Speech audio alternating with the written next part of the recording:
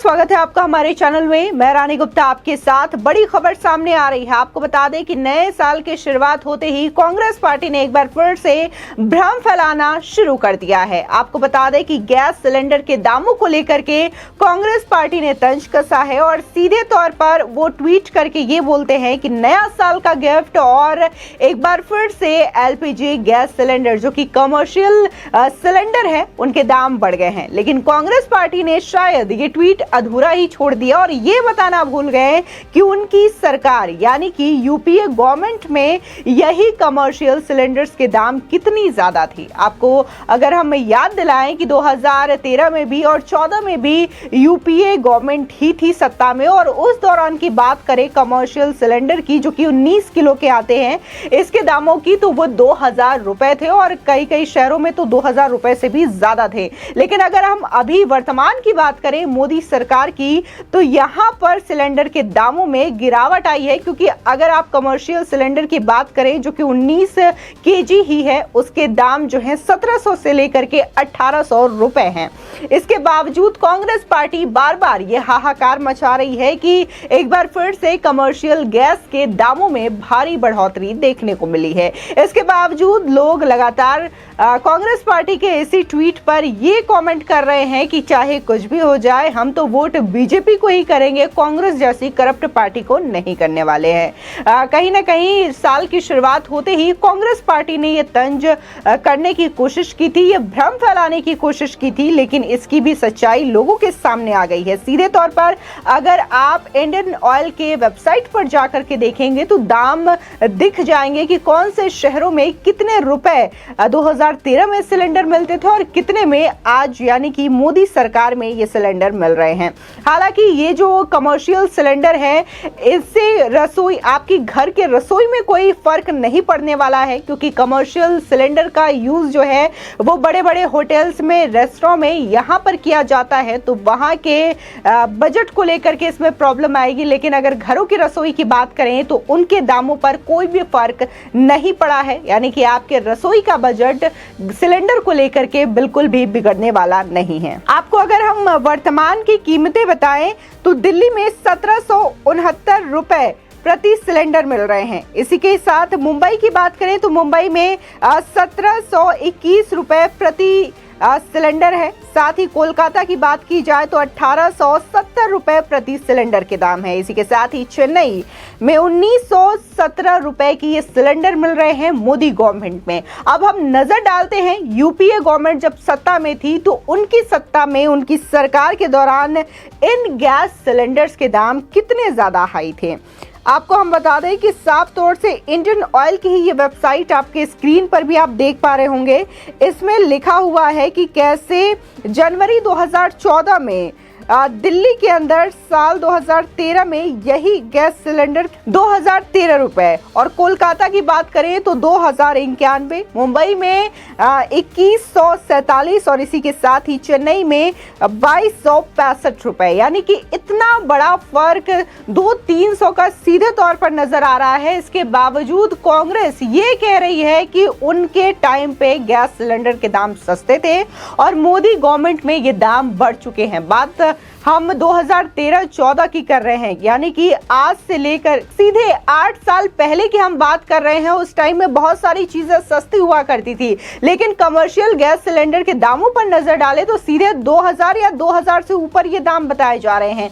तो ये देखना होता है कि इस टाइम की अगर हम तुलना करें, अभी तो सभी की सैलरी में भी इजाफा होता है, साथ ही महंगाई भी बढ़ रही है। अगर उसके अकॉर्डिंग देखा जाए तो कमर्शियल गैस सिलेंडर कहीं ना कहीं सस्ते ही लग रहे हैं, लेकिन यूपीए गवर्नमेंट में यही सिलेंडर 2000 रुपए से ऊपर मिला करते थे।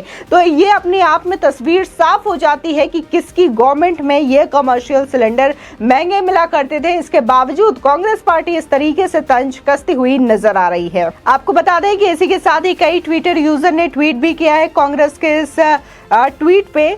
एक ट्विटर यूजर लिखते हैं कि नए वर्ष में शुरू हो गए चोर घोटालेबाज झूठ फैलाने में, गैस के दाम बाजार के हिसाब से होंगे, यही करके गए हैं। जब विदेश में गैस महंगी आ रही है तब यहाँ सस्ती कैसे मिल सकती है। हिंदू विरोधी, देश विरोधी कांग्रेस पार्टी को वोट देना मतलब अपनी कब्र खोदना है। इसी के साथ ही एक ट्विटर यूजर लिखते हैं, लोग महंगाई सह लेंगे लेकिन भारत की हालात श्रीलंका और वेनेजुएला जैसी बनाने की कांग्रेस साजिश।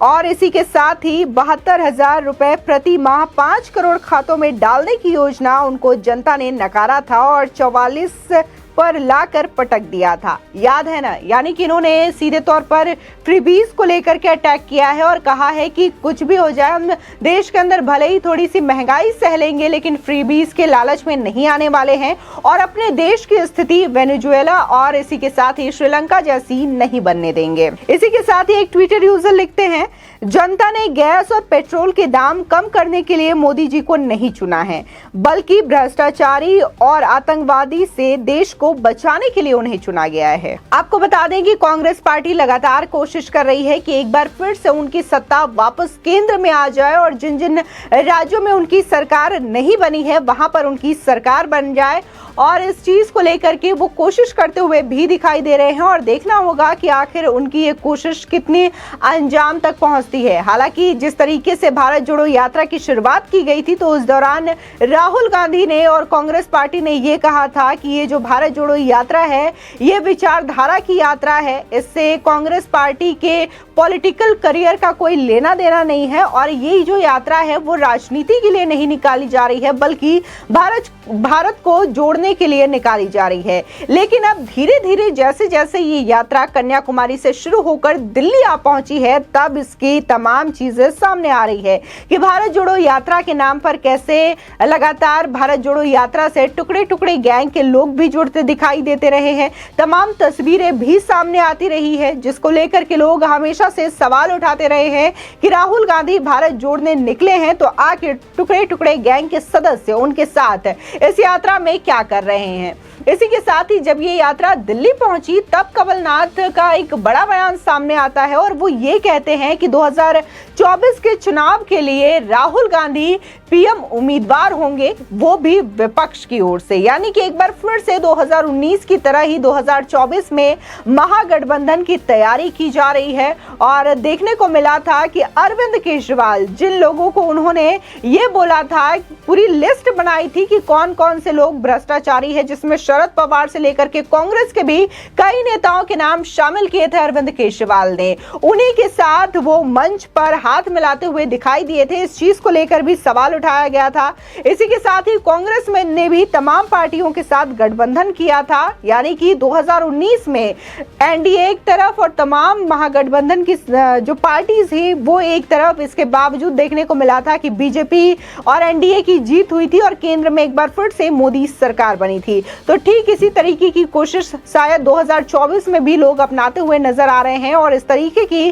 तंज और भ्रम फैलाते हुए नजर आ रहे हैं कि गैस सिलेंडर महंगा हो गया, महंगाई बहुत ज्यादा है, बेरोजगारी बहुत ज्यादा है। लेकिन जिस तरीके से अभी आज ही देखने को मिला कि उत्तर प्रदेश में सीएम योगी आदित्यनाथ ने कई सारी वैकेंसियां निकाली हैं और ये चीजें एक बार फिर से क्लियर हो गई है कि बीजेपी लगातार काम कर रही है लेकिन विपक्षी पार्टियां इस चीज को लेकर के झूठ फैलाती हुई साफ तौर से नजर आती है। फिलहाल आपकी इस खबर पर क्या राय है हमारे कमेंट सेक्शन में जरूर बताएं। आगे की और भी अपडेट के लिए चैनल को सब्सक्राइब करना ना भूलें।